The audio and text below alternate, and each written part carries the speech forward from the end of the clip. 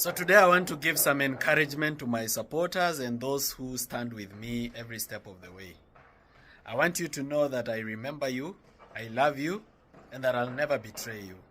I know sometimes online you read the comments about things that are said about me, but I want you to know that most of what you read online that is negative, especially on X, is not written by real people.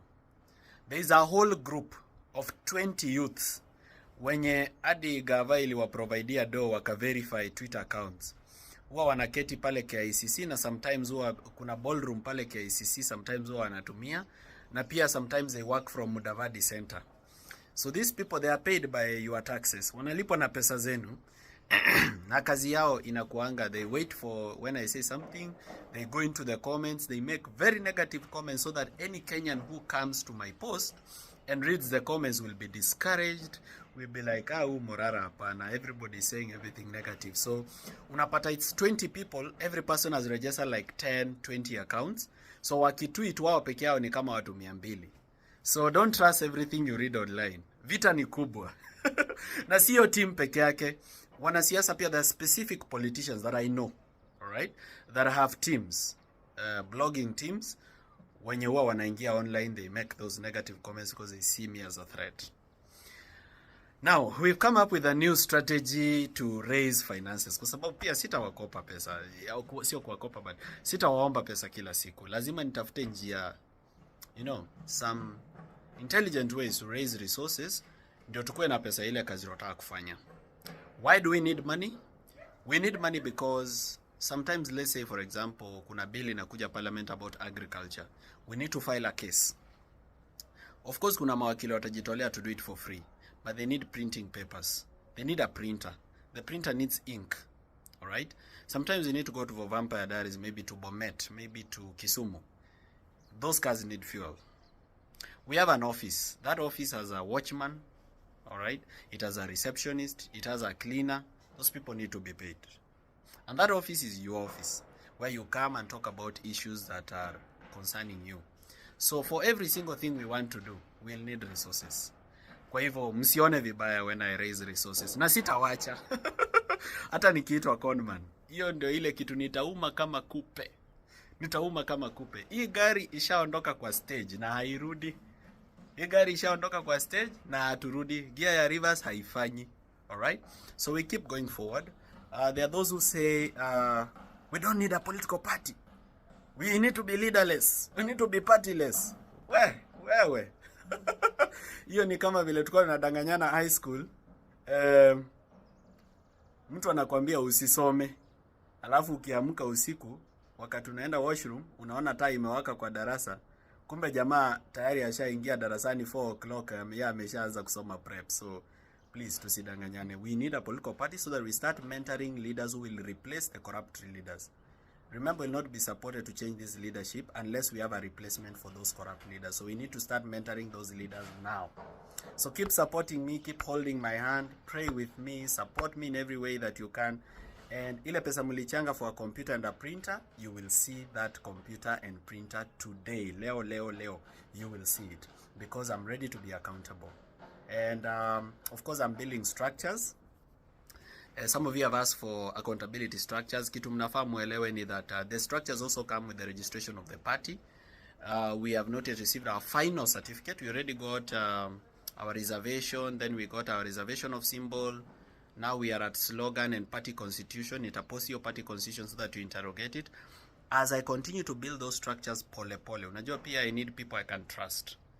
Or we need people you can trust that we can work with. So it's a slow process. So be patient with me as I build those structures of accountability. Very soon, hata sio mimi nitakuwa nawaambia mambo ya finances. There will be somebody specifically doing that, or a team of people doing that themselves.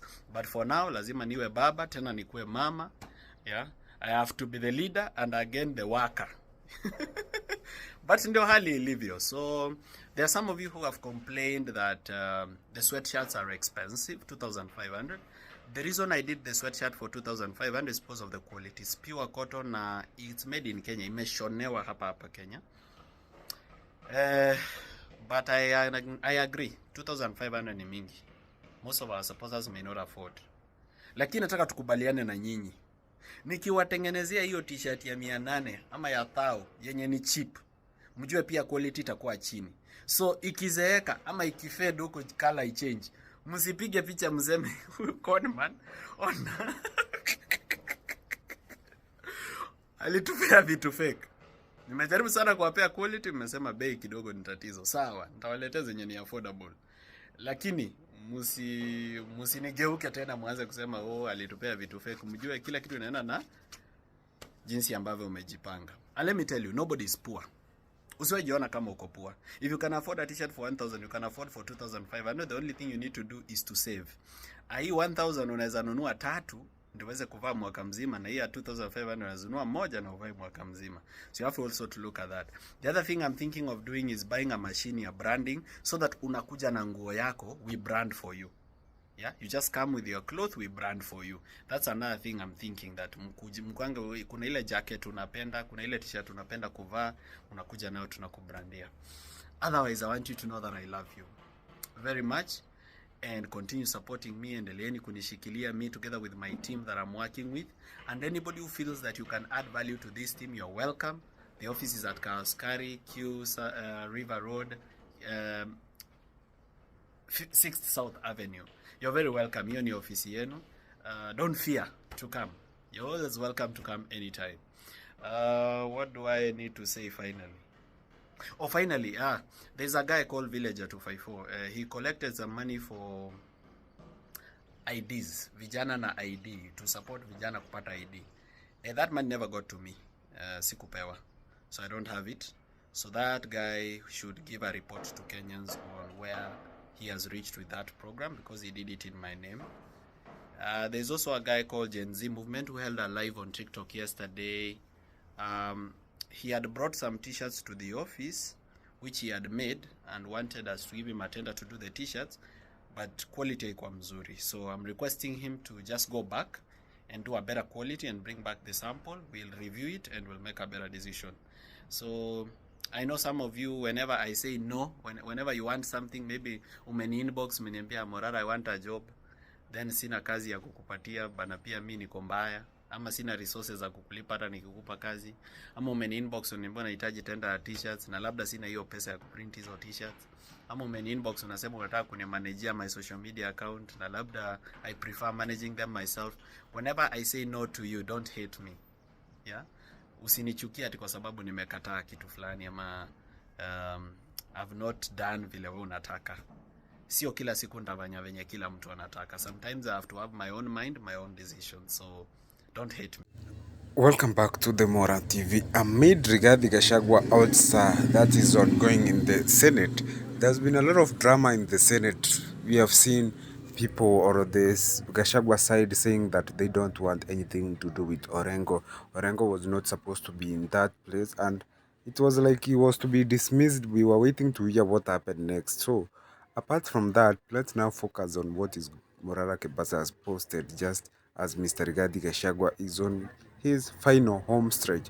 So Morara Kebaso has just said that there a group of bloggers hired by the Kenya Kwanza administration and the whole public offices, and they even have an office in KICC, and they operate from Mudavadi Center. So this team of bloggers, his aim is to work for the government in countering those people who might seem to be a nightmare to the government and Kenya Kwanza plans. For example, what do you see like those bloggers? Whenever Morara posts, there are some people who are coming out with negative remarks. So this is a strategy which has been employed. Remember the ages of Mulika Morara and other things? These were bloggers who were hired. So Morara Kebaso has just exposed them and how they come up in large numbers. You might think that some people do hate him or the kind of work he does, but basically it's a group of bloggers who are working for the Kenya Kwanza administration. So the Kenya Kwanza administration is very clever in terms of trying to manage their reputation. They know that this era the wars are being fought online. The social media space is the biggest fight or is the biggest battleground, as Morara is going around the country exposing various projects, east, west, south, and we have seen a lot of them, especially stadiums and To the shock of many people, majority of the project he touched on were launched by the former deputy president, that was William Ruto then. So the other day we saw that the government is coming in to, or the government was going to revive the stalled project across the country, but we have not yet heard of it again. So the reality of the moment is that Morara is trying to strategize new methods of going or of enabling the farm buyer diaries to continue. So he's going to sell merchandise and he has urged people to contribute to him so that they can buy a very good printer and computers for the office because they want to start filing cases against motions in parliament. So that's it for today. Make sure you keep it Mora TV.